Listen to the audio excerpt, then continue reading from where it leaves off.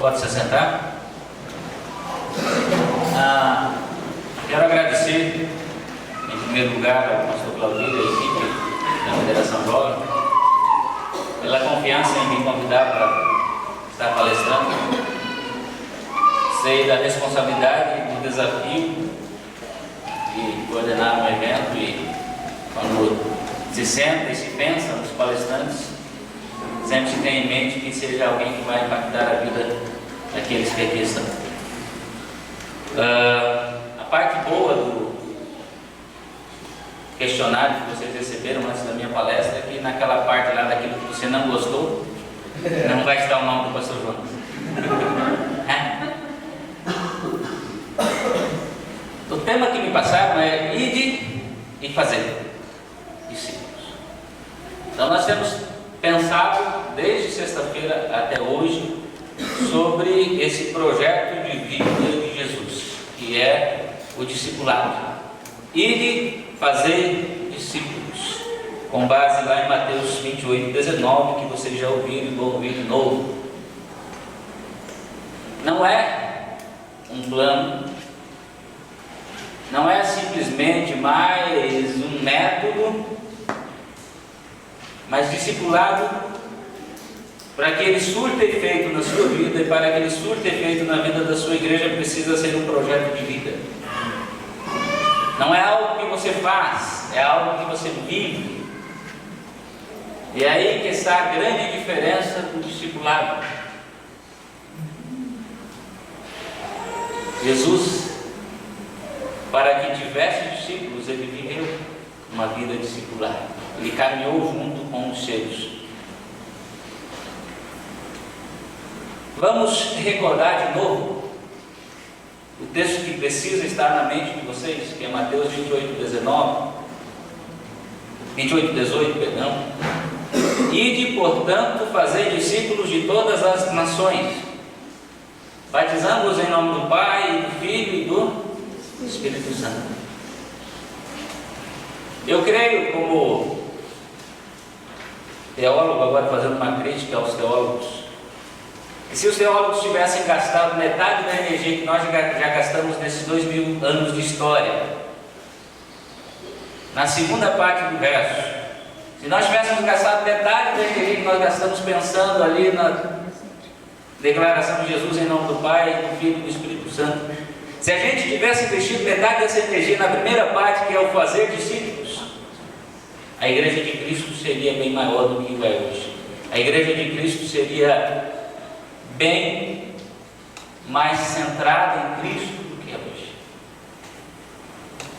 Então nós não iremos nos preocupar com, em nome do Pai, do Filho e do Espírito Santo. A nossa preocupação precisa ser essa ordem de Jesus: ide, portanto, fazei discípulos de todas as nações. E eu queria chamar a atenção para vocês que o ide de Jesus não é um chamado. Não é um chamado especial para alguém especial. Nós temos sim na Bíblia o chamado ao pastorado, quando Deus chama alguém para se tornar um pastor de ovelhas. Nós temos na Bíblia o chamado a ser evangelista, a ser missionário, a ser levita, ou músico, ou ministro de louvor. Mas o ide, me fazer discípulos, é um imperativo, é uma ordem que Jesus dá a todos aqueles que são seus discípulos. E você que está sentado tranquilamente hoje aqui pela manhã, só terá desculpas para não fazer discípulo se você não for um discípulo de Cristo. Só estão livres desta ordem de Jesus aqueles que não são discípulos de Jesus. Então, meu amado, minha amada, se você é um discípulo de Cristo, se você é uma discípula de Cristo, se você se enquadra dentro daqueles que são chamados de discípulos do Senhor, o fazer discípulos é uma ordem também para você. Independente da sua idade, independente de quanto tempo você tenha de discipulado, independente da sua raça, da sua cor, do seu sexo, O fazer discípulo é uma ordem que Jesus nos deu.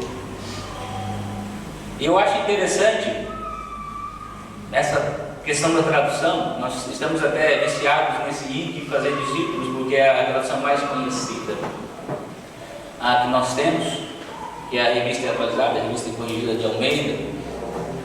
Mas quando a gente estuda o texto no original, o texto grego ao pé da letra dá a ideia de movimento. O id não é algo que você faz, mas é algo que você está fazendo. É como se Jesus estivesse dizendo: enquanto vocês estão no caminho, enquanto vocês estão na jornada, façam discípulos.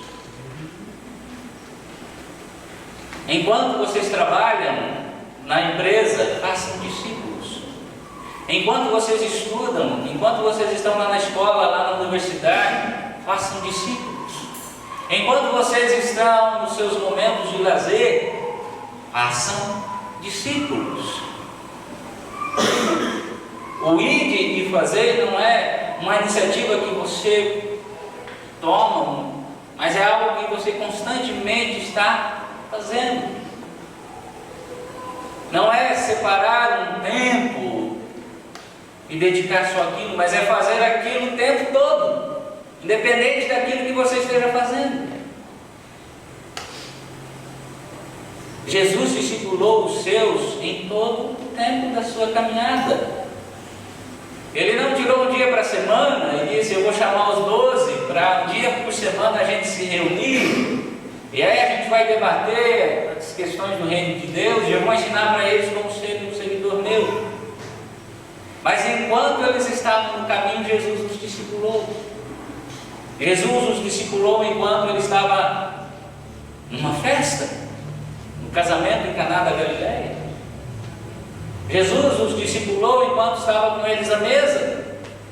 Jesus os discipulou enquanto estava com eles no caminho. Jesus os discipulou enquanto debatia com os fariseus. Jesus os discipulou enquanto ele orava e conversava com seu Pai. Jesus os discipulou enquanto ele fazia os sinais e milagres que ele fez. Durante todo o tempo dos 3 anos de ministério de Jesus, 24 horas por dia, ele discipulou. Porque discipulado não é algo que você faz uma vez por semana. Discipulado não é algo que você faz de vez em quando. Discipulado não é algo que você faz quando você sai do retiro. Mas discipulado é algo que você faz enquanto você vive, enquanto você respira. Por isso que não é um método, é um estilo de vida, é um projeto de vida.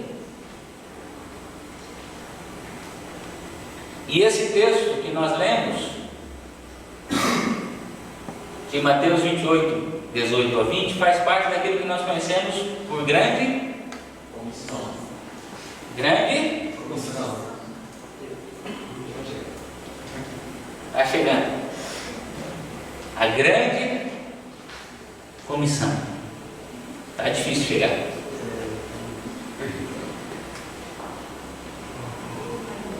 Nós já temos ouvido falar dessa grande comissão há quanto tempo?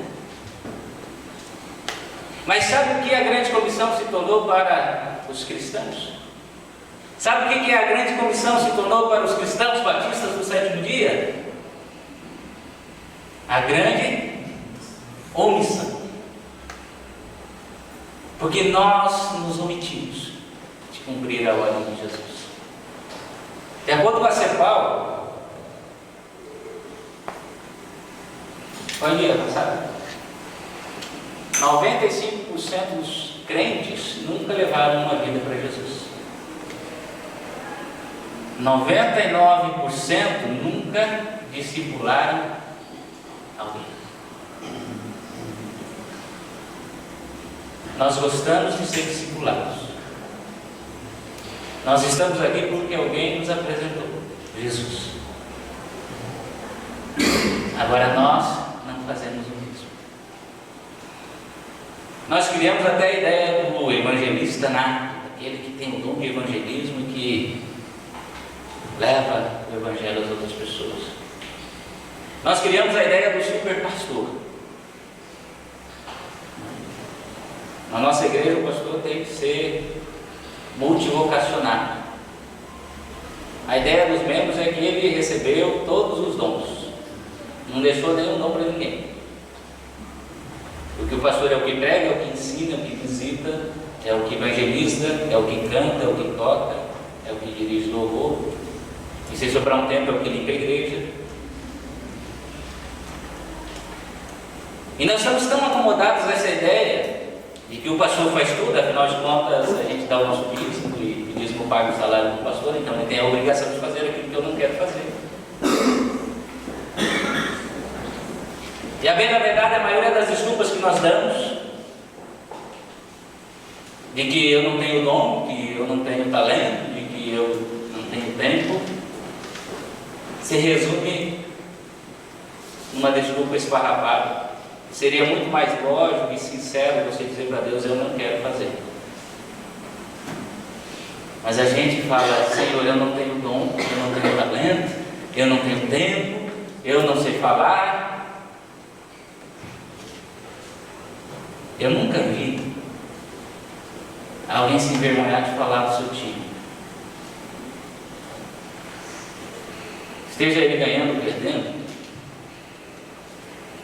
Tem uns malucos, um hino da nossa igreja, que até quando o time perde, tem a coragem de sair na rua com a camisa do time. Tem até pastor que aparece com a camisa do time no retiro.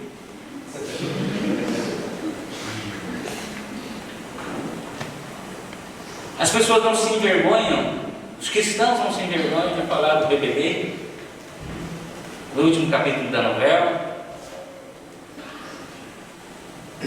Não nos envergonhamos de falar de política. Há aqueles que defendem com unhas e dentes o partido que está no poder e aqueles que criticam com unhas e dentes o mesmo partido.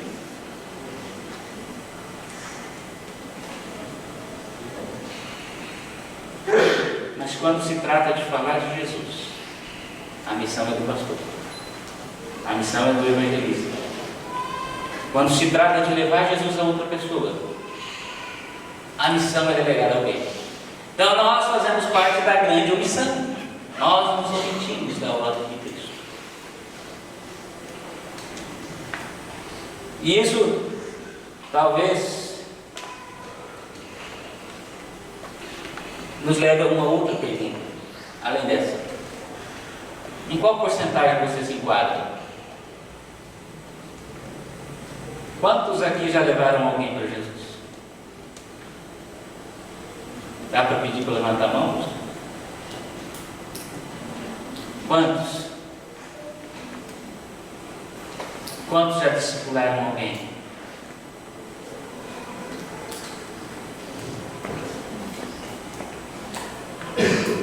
Jesus disse que o campo é o mundo, a boa semente são os filhos do reino. E deixa eu dizer uma coisa para vocês que não fizeram discípulos.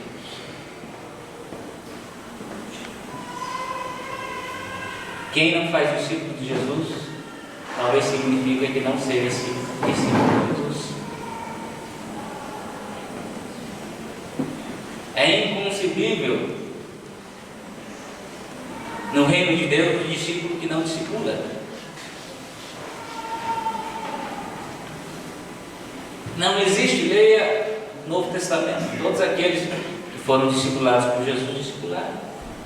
Todos aqueles que foram chamados por Jesus discipularam. E não é para menos que começou com um grupo de 12 e depois tinha 120 no cenáculo orando, no dia de Pentecostes. Aliás, eu estou para ver um culto na nossa igreja de oração com 120 pessoas. Aliás, não foi um culto, foram 40 dias de oração e não eram pessoas desocupadas. Todos eles tinham seus afazeres, mas tinham algo mais importante para tratar. Dos 120, na primeira mensagem de Pedro, e a gente valoriza Pedro, né? O pregador que um sermão só pregou e trouxe 3.000 pessoas ao batismo, mas a gente não pensa nos 40 dias de oração com 120. E no que os 120, os 119 restantes estavam fazendo enquanto Pedro pregava?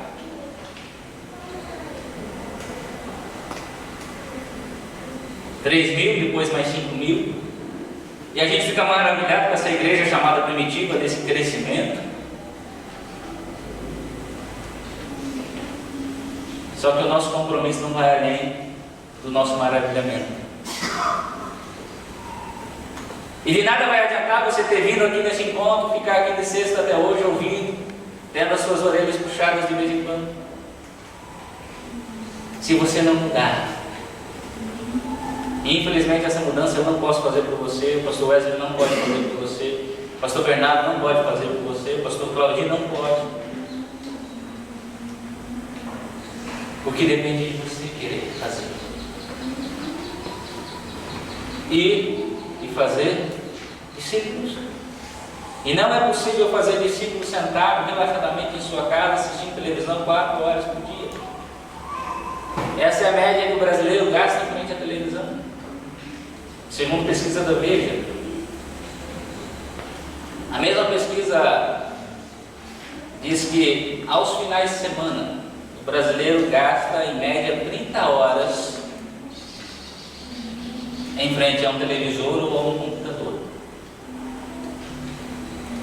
Isso quando não está nos dois ao mesmo tempo, na internet e na televisão. E a gente ainda critica os antigos que tinham o costume de assistir o jogo na televisão e escutar por rádio. A gente faz diferente, a gente usa a internet e a televisão ao mesmo tempo. 30 horas no final de semana. Quantas horas tem no final de semana? Das 48, 30 horas na frente da televisão ou do computador. E tem gente que nem quando vai ao culto desliga o computador. Tem celular hoje que é mais completo que o computador. Fica com ele ligado, navegando, acessando o Facebook. Tem a desculpa de que a Bíblia está no celular, então tem que usar. Mas eu posso garantir para vocês, às vezes que eu não estava pregando, que são poucas, eu fiquei observando que tem gente que não está com a Bíblia aberta, não está com outras coisas abertas nos seus smartphones.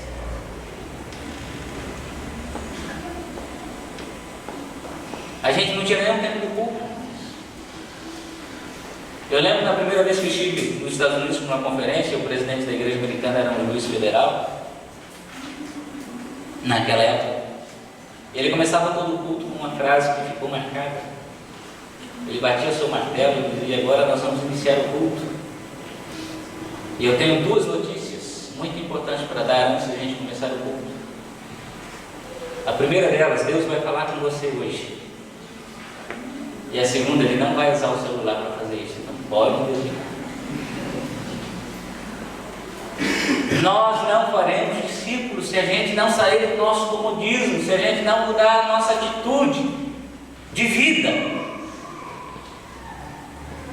E sabe por que a gente fala tanto de futebol, por que a gente fala tanto de novela, por que a gente fala tanto de política e não fala de Jesus?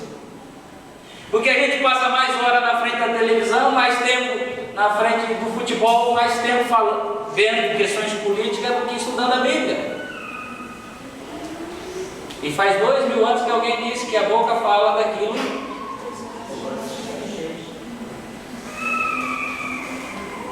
E se a gente enche o nosso coração de porcaria, a gente vai falar não porcaria.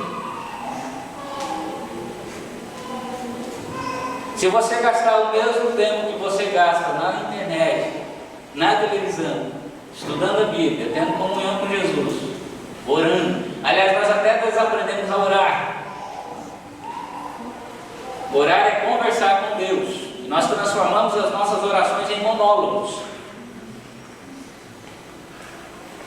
Quando Deus chamou Samuel, Samuel não sabia que era Deus falando.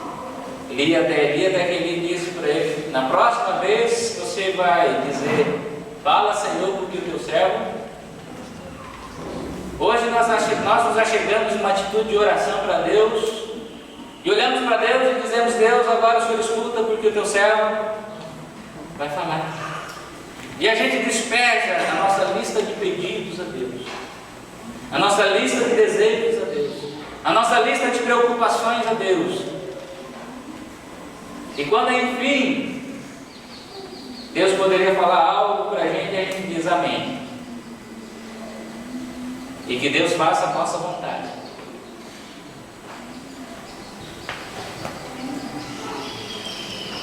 Não é possível fazer discípulos quando o trabalho é o seu Deus e não resta tempo para mais nada.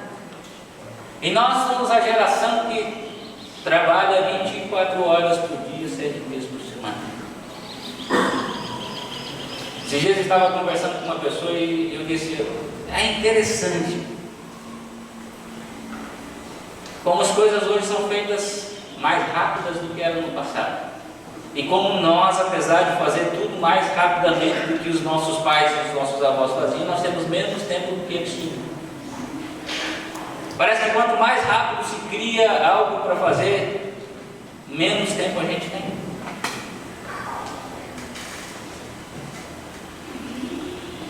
E nós temos feito do trabalho o nosso Deus.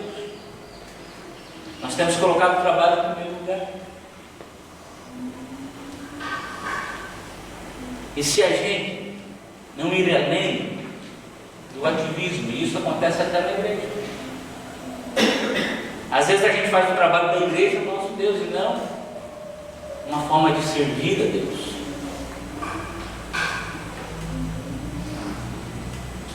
Também não fazemos discípulos, e talvez por isso que a maioria não paga, sem sofrimento. Não é possível fazer discípulos sem sofrer um pouco a dor do outro. Porque discipular é caminhar ao lado da outra pessoa, é sofrer com ela, é sentir a dor dela. E nós temos nos tornado tão insensíveis e tão preocupados com a nossa própria dor, com o nosso próprio sofrimento, que não queremos saber da dor e do sofrimento do outro. Fazer discípulos é chorar com eles. E a gente não quer sofrer a dor do outro.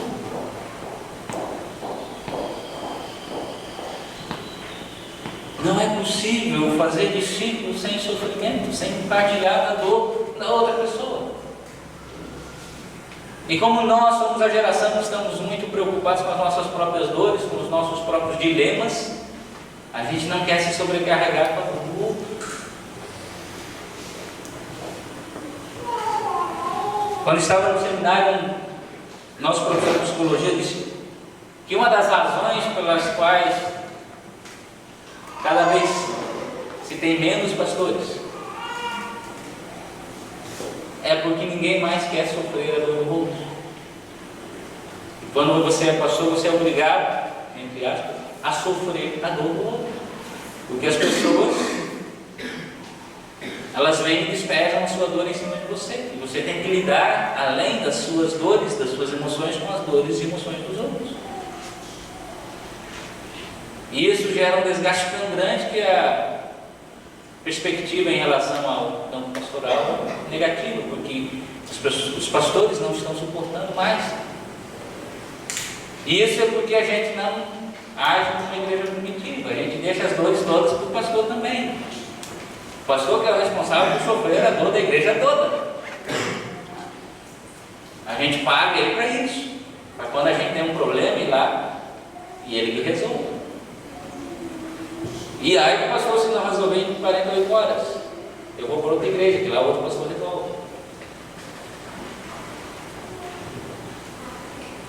De outra forma, também não é possível fazer discípulos sem se deixar gastar e desgastar. E é desgastante fazer discípulos. Você imagina o sofrimento de Jesus durante os 3 anos? O desgaste para moldar aquelas pessoas. E a gente ainda olha, mas éramos cabeças duras.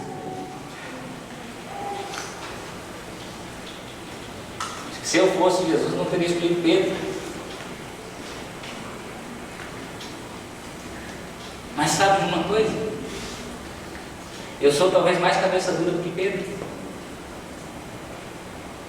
Talvez você seja pior do que Pedro. Talvez se Jesus vivesse nos nossos dias e ele escolhesse, você daria mais trabalho do que Pedro, Tiago e João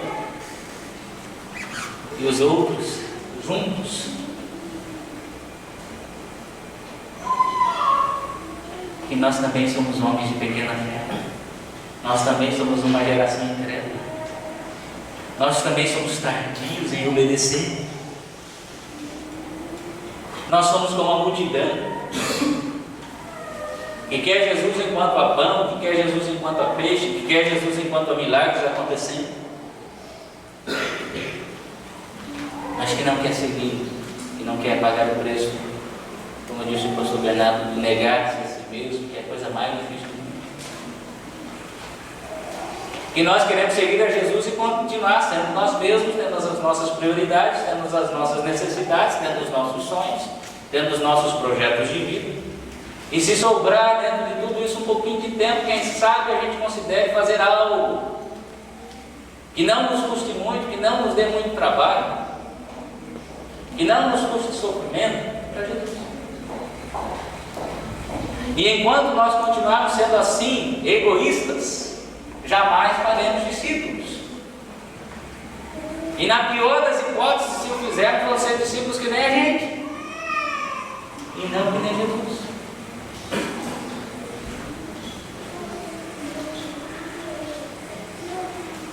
E não é possível, gente, fazer discípulos sem amar.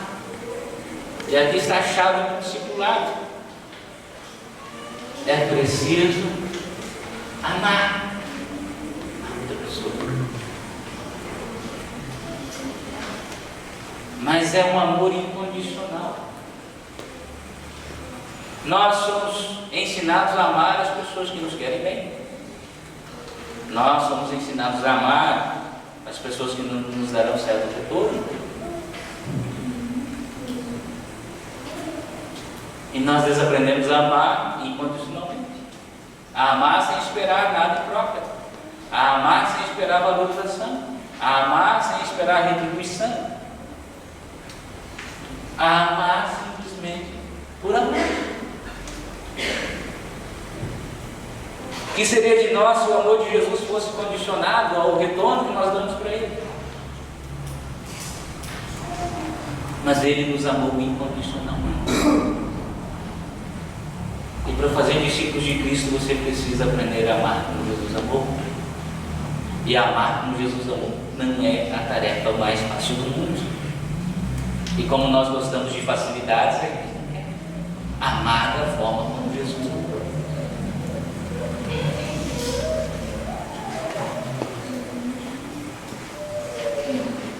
Durante toda a história cristã, o que tem possibilidade o discipulado não é sabedoria e conhecimento dos discípulos de Jesus, ou a eficácia dos seus programas e métodos.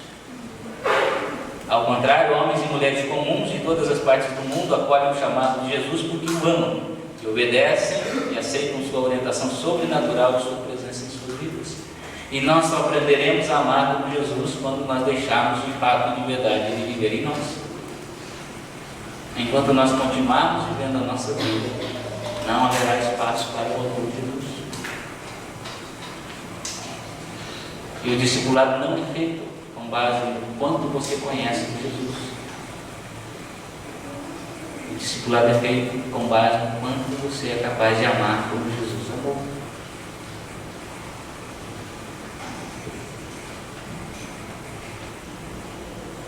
O discipulador não é um guru, não é superior ou perfeito, mas é alguém que anda lado a lado.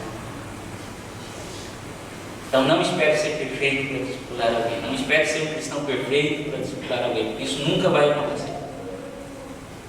Você vai passar a eternidade sentado aí do jeito que você está esperando ser perfeito e não vai ser perfeito.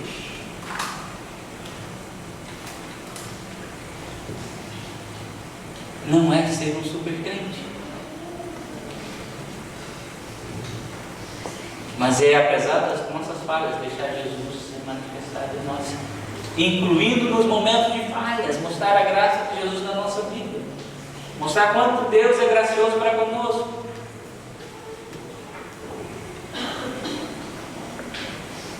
O discipulador é um companheiro que caminha ao lado de alguém, capaz de dar direção, que sabe como atravessar os dilemas e tem um relacionamento mais íntimo com Deus.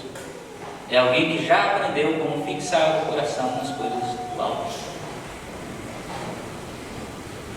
Um a um.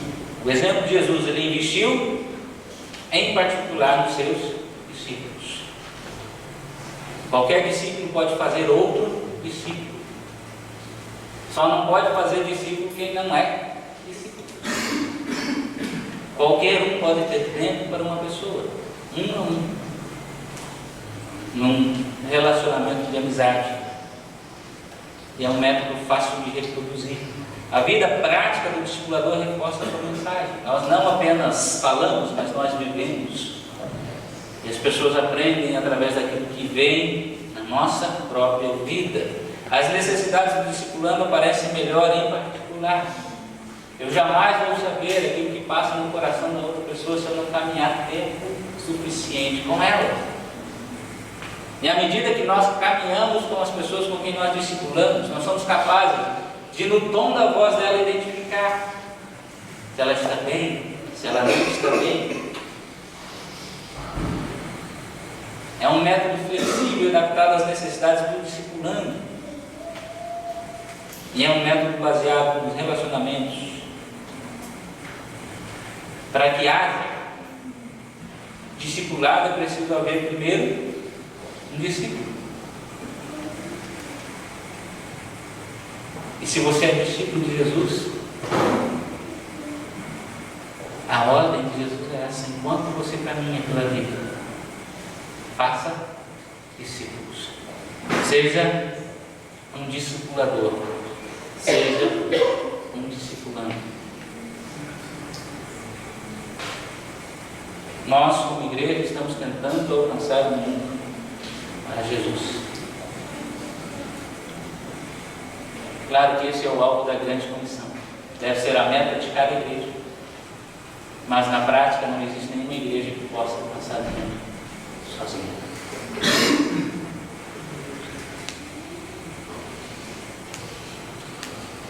É preciso sair daqui e colocar em prática aquilo que nós aprendemos, não apenas aqui, mas nessa nossa caminhada com Cristo até o dia de hoje. Tem um vídeo que eu queria passar para vocês. Como as pessoas nos veem.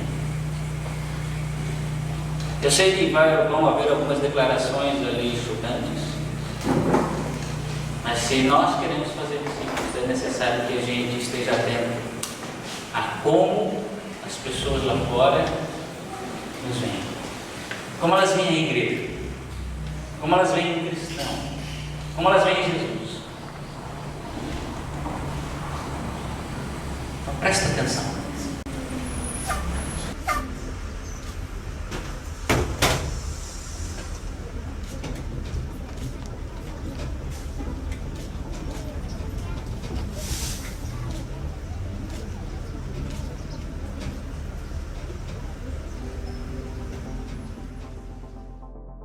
Eu acho que a maioria são um bando de alienados, que só veem a religião em si, não veem em si o cristianismo que tem por trás, não veem os ensinamentos de Cristo, não veem Jesus. Eu vejo o cristão como uma pessoa que tem fé. Cristão para mim é aquela pessoa que procura andar direito, procura ser o mais honesto possível. Os evangélicos falam assim, vai na igreja porque Jesus vai te curar. Mas eu acho que os evangélicos acabam assustando a gente. Talvez um modo melhor de poder nos orientar, né? Aí era mais fácil de atrair mais gente na igreja do que afastar. Eu vejo como alguém que tem um grande potencial em mudar o mundo e que quer ajudar os outros. Normalmente o cristão é sempre mais julgado, né? Não, eu vejo ele uma pessoa sincera, assim. O cristão eu vejo como muitas pessoas, às vezes elas são bem preconceituosas, algumas, e eu não gosto muito disso, por isso que eu não vou na igreja. Uma plataforma para me suster, assim. Faz um mal tremendo para a humanidade. Acho que é uma coisa já ultrapassada. A igreja faz um bem para todos. Eu acho que quem não vai na igreja não acredita em Deus. Não gosto da igreja. O povo se aliena com essa tragicomédia e o efeito um sedativo para suas próprias misérias. E quando nos damos conta, estamos num picadeiro pintado de palhaço rindo de nós mesmos. a igreja é só uma placa. Aí eu vejo que é muito bom pra gente. Manipuladora. Tem muita coisa errada. Eu sou totalmente contra. A gente vai lá pra aprender. Um lugar pra gente ir visitar Deus, como se fosse a casa de Deus, entendeu? Parei de ir porque tinha cabelo verde, porque eu tenho piercing, porque eu tenho tatuagem, e as pessoas ficavam olhando e comentavam até que estava errado, que não podia. Então, se vocês não vão me receber na casa do Senhor do jeito que eu sou, eu não vou mais frequentar. A cola que une os cristãos, que fazem os cristãos terem comunhão, é o amor de Jesus Cristo. E isso se chama igreja, verdadeiramente. Não a instituição, mas a comunhão de pessoas. Porque através do amor de Jesus nós temos comunhão com Jesus. E por todos os cristãos fazerem parte do corpo de Jesus, nós precisamos nos amar. Porque nos amando, nós amamos a Jesus Cristo. Razão no meu viver, assim. Um profeta aí. Não sei se vale a pena acreditar. Como eu vejo Buda. Jesus é tudo pra mim, né? Uma pessoa que tem que fazer o bem. O cristão para mim é aquela pessoa fiel que segue a Cristo, né? Aquele que está sempre relacionado, ligado a Cristo. Uma luz na vida de muitos aí que estão ao redor, no trabalho, no colégio. São exemplos. O verdadeiro cristão é aquele ser iluminado. O cristão de hoje em dia, talvez de sempre, para mim a maioria são falsos. São falsos cristãos. Por quê? Porque às vezes tem a Bíblia toda na cabeça, decorada, embaixo do braço, né? Muitos aí com a Bíblia embaixo do braço, falam uma coisa e vivenciam outra. Então para mim isso é falsidade. Pessoas que acreditam em Deus. Uma pessoa qualquer, uma pessoa normal. O cristão é a pessoa que entendeu e foi atingida pelo amor de Jesus Cristo. Eu acho que quando o cristão entende que ele é Jesus Cristo na Terra, ele é uma pequena parte de Jesus Cristo na Terra, ele consegue abranger, se relacionar com pessoas e pode gerar mais influência às pessoas que estão à volta dele.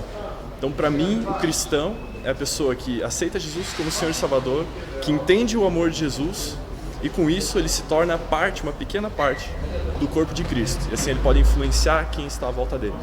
A igreja é o alicerce, é a força, é a pedra, é a rocha, aquilo que sustenta você na vida. Como sempre dizem, o corpo de Cristo, né, cara?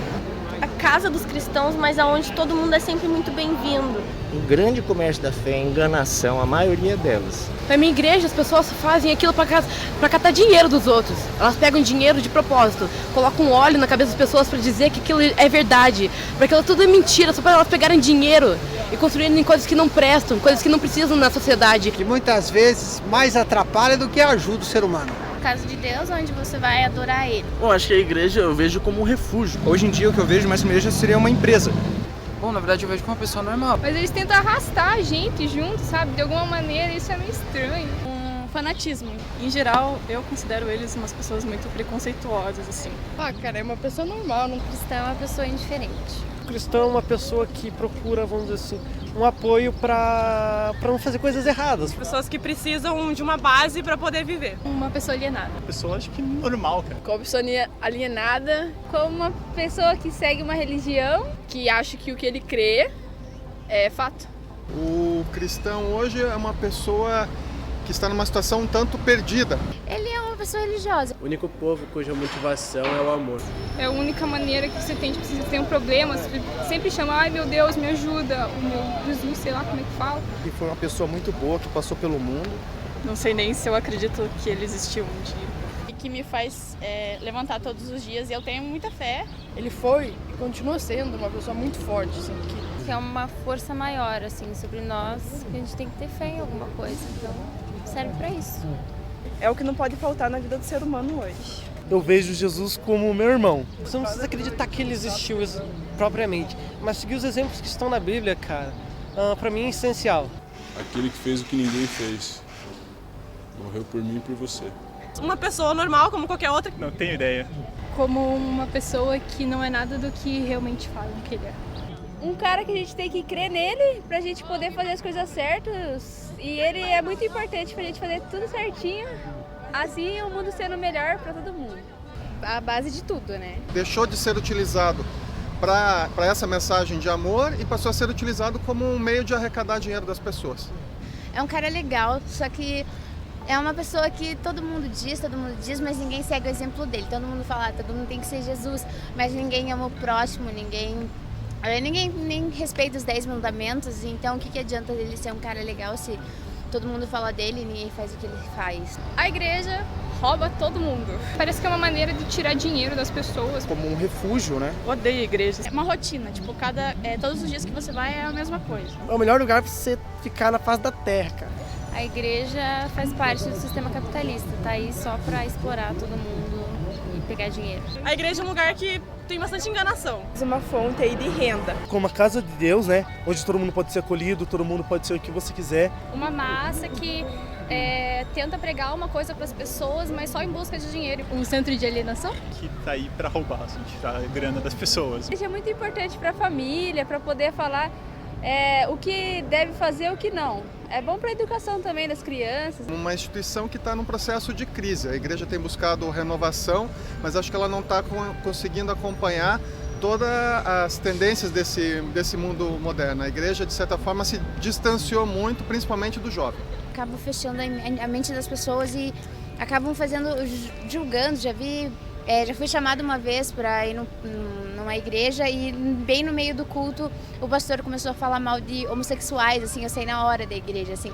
Então eu acho que hoje em dia a grande maioria é ruim, tem mensagens pesadas e desnecessárias. Ele foi um cara... Tudo que eu faço envolve ele, tudo que eu penso é primeiro ele, tudo pra mim na vida é primeiramente ele. Crer pra continuar vivendo, né? Jesus eu vejo como um cara muito firmeza. É um cara que tá de braços abertos pra você se você precisar. Jesus é a fonte de tudo. Jesus é a alegria. O único salvador, né, cara? Pra mim, Jesus não existe, nunca existiu. Pra mim, meu Deus, sou eu mesma, eu acredito em mim. As coisas que acontecem na minha vida, eu acredito em mim mesma. Não existe Deus nem pra nada, nem pra ninguém. Tem gente sofrendo aqui na rua, vem te pedir por Deus. Deus não vai ajudar em nada. Bom, Jesus para mim é um modelo universal. Um filósofo muito bacana. Uma válvula de escape para muitos. Uma válvula de escape é uma boa. Bem, fugindo um pouquinho, eu fumo bastante maconha. E, cara, eu gosto muito que é uma parada que me faz fugir, sabe? Me relaxa, é uma válvula de escape. Então, assim como eu tenho essa droga, que é uma droga mesmo, muitos têm Jesus, que é uma coisa muito mais simples, muito mais gostosa de ter. Então eu admiro essas pessoas, acho que Jesus, assim, no quesito mais sentimental, é uma coisa muito boa. Eu não tenho muita fé, mas acho uma coisa muito boa, gosto bastante.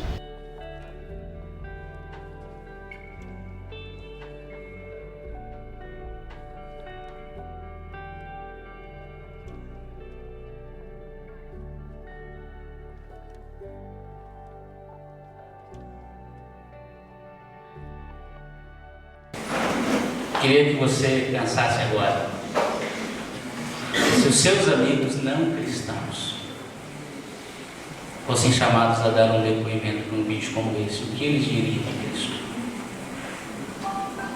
O que eles diriam da igreja? Aquelas pessoas que conhecem você. Será que seria bem diferente do que nós vimos? Ou será que elas diriam a mesma coisa?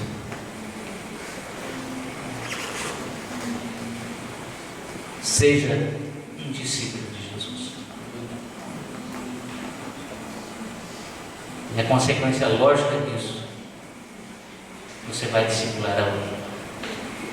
Porque não há como discipular outro sem ser discípulo de ninguém. E não há discípulo de Cristo que não discipule outros. Que sejamos verdadeiros discípulos. Amém? Amém.